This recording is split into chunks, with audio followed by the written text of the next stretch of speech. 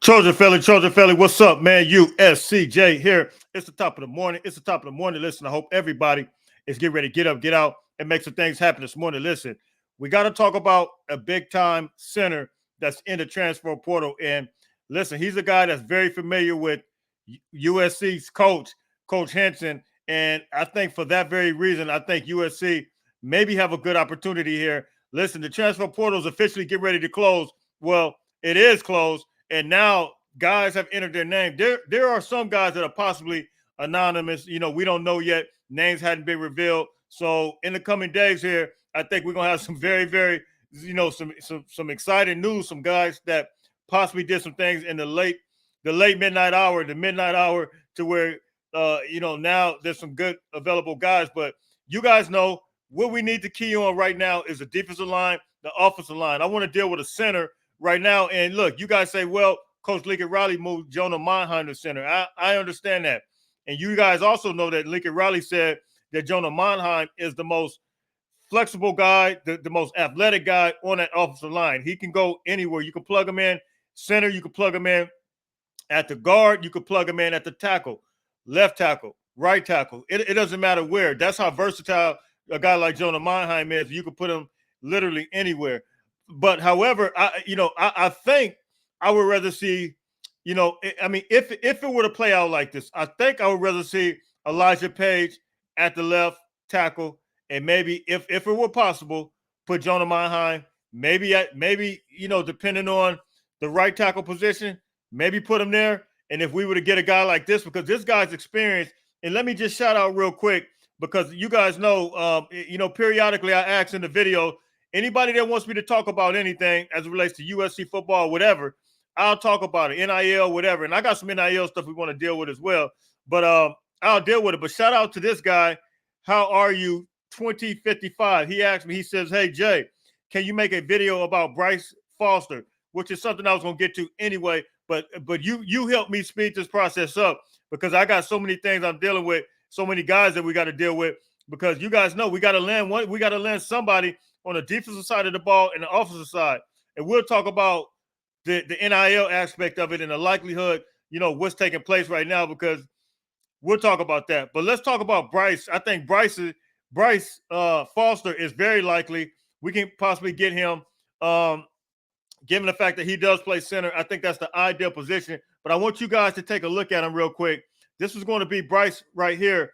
And you guys see it here, man. This guy is he is very athletic. You see, let me rewind this back here. You see him here. He actually throws the discus, and he throws the shot put. And very, very athletic kid here. Let me get this film going. This thing is a little bit of. Let me get it going here. There we go. Okay, but you see him here. Very athletic guy. He's throwing the shot put. He's moving and grooving. And, this is what we want. But I want to talk about some of his experience real quick, what he does on the offensive line and how long he's done it. Let's see here. Because I think right now, man, when you're looking at it, we don't have no time to waste. So you see his physical stature. He's standing at 6'5", 330 pounds. His class is a sophomore. He actually got there in 2021 SEC All-Freshman Team, 2021 FWAA Freshman All-American Team. He was 2021 the Athletic Freshman All-American, and then and he was on the first team with that. In 2023, he redshirted, probably for an injury. He started at center in all 8 games appeared in. Started at center at Miami, while the offensive line allowed only 1 sack and 53 pass attempts. He helped the Aggies roll up over 200 yards rushing while making the start at center and back-to-back wins over Auburn and Arkansas. So, you're talking about a guy that's extremely flexible, a guy that's, a guy that can move and groove. And in 2022, he started 4 games before a season-ending injury. So that's where the sophomore comes in. I might have read that wrong. Yeah, that was the sophomore year, 2022. He redshirted that year. So, you're talking about a guy that has experience, man, and you see him lining up here against a guy like Alabama defensive line. I think, look, man, I don't think USC needs to be playing patty cake with him as either, because this is a guy that you want to get in there to move and groove to help this offensive line. USC needs all the help they can get. And it's coming to, and this is what I want to talk about as it relates to the NIL aspect of this. Because, you know, I talked to some people. Of course, you guys know we never could talk about everything that we know, because you certain things that you can't put out there. But, you know, apparently the going rate for some of these guys is, well, this is not for the offensive line. The going rate for some of these guys on the defensive side of the ball, it's like 500,000 to 800,000, and it's crazy. Some 500,000 to 1 million. And I've even heard, you know, some guys are asking for $1 million.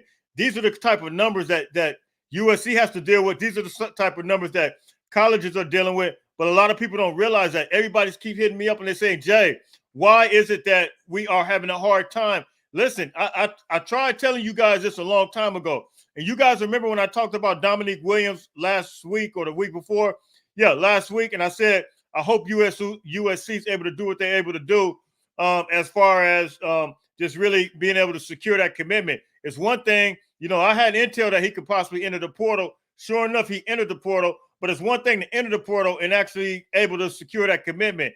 Now we got another guy, Derek Hyman, that's in the portal right now. We got to secure that commitment. And these guys are, you know, teams are no longer going through the actual player. It's not like they're recruiting anymore.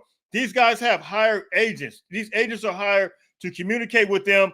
And so now, like, okay, you can get a guy like Coach Henson to be able to establish a relationship or try to establish a relationship on an initial recruiting trip.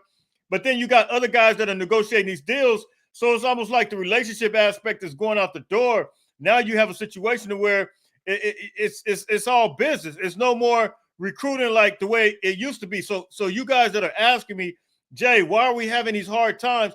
It's not the normal recruiting. That's why. It has nothing to do. Just throw recruiting out. Throw Lincoln Riley out for those who suggest or say that Lincoln Riley is a bad recruiter. This has absolutely nothing to do with it. It has nothing to do with Eric Henderson. These guys are great recruiters. You see what they were able to do.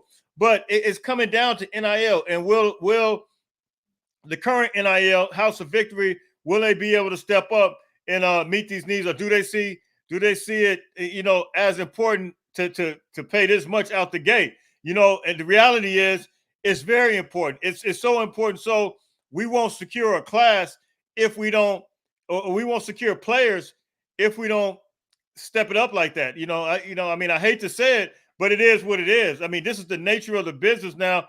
This is what college football has become. It has become the wild, wild west, and whoever got the biggest bag is going to get the players. Yes, we have the best coaching staff. I stand on that all day long. I stand by that all day long. But we have to secure the players to go along with this coaching staff, man. So it takes players to run this thing. And, you know, in order to be good, you got to have some type of talent. You can't just have anybody on the field. So, man, you guys can drop those comments, man. You guys can tell me what you think. You guys already know where you can find me. This is the situation that USC is currently dealing with right now. And I'm telling you, it's real. I'm hearing from people that are directly connected that this is the real situation that USC is facing right now. And we gotta find a way. And here's the other thing, and I'm gonna say it like this. Those who are the biggest givers, I will say it like this. They need to see the value of grabbing these guys. You know, they can't you can't expect, I'm trying to say it in the right way without offending. You can't expect the product to already, you can't expect to see the product before it's actually happened. I mean, it happens. That's the way it is right now. You know, I think that they might want to see the product before, in some cases. I'm not saying for all, but I'm saying this is, I think, what we're dealing with. I think they want to see the product before just dishing out a lot of money. I mean, that's just good business. That's anybody wants to do that. But the reality is, right now, it's not going to work like that. That's what we're dealing with. I hope you guys can read between the lines. I hope I kind of somewhat gave you an explanation as to what's taking so long. Hopefully, I just saw something. We're possibly in the lead for Derek Harmon. Hopefully, we could lock this thing down. I believe that guy from Michigan State will really just take us over the top. you guys know I did a video about the guy from Tennessee as well. USC's after him, so I believe he could take us over the top as well. You get him, couple that with Derek Harmon, and then a big-time offensive lineman like Bryce Foster. I think if we could just get those 3 players, I think we're set. We're ready to rock and roll. It's ready to be on and popping, on the cracking. So you guys who drop those comments, man, you guys can tell me what you think. I got one more thing to show you real quick. Check this out. You guys know I told you guys this on several different occasions. I use this product right here. It's called Bucked Up. And I told you guys, Bucked Up has me feeling all types of crazy, man. I feel incredible. It has me doing this. This is me boxing right here. I get my box on. I know how to throw the jabs. I throw the punches. I weight lift. I do all the training because I use Bucked Up products. Bucked Up products, you guys, I told you, this is me doing 315 here like it's nothing. You know why? Because I use these Bucked Up products. I told you guys to use promo code USCJ32. Go to buckedup.com. Promo code USCJ32. You will get a discount. Several of you have already took advantage of this, and I want to say thank you. I've already seen my promo code being used several times, but use that promo code, man, and you'll be able to get out like this. I'm not just the best of the best, but guess what? USCJ can hold his own, with throwing the hands. So look, man.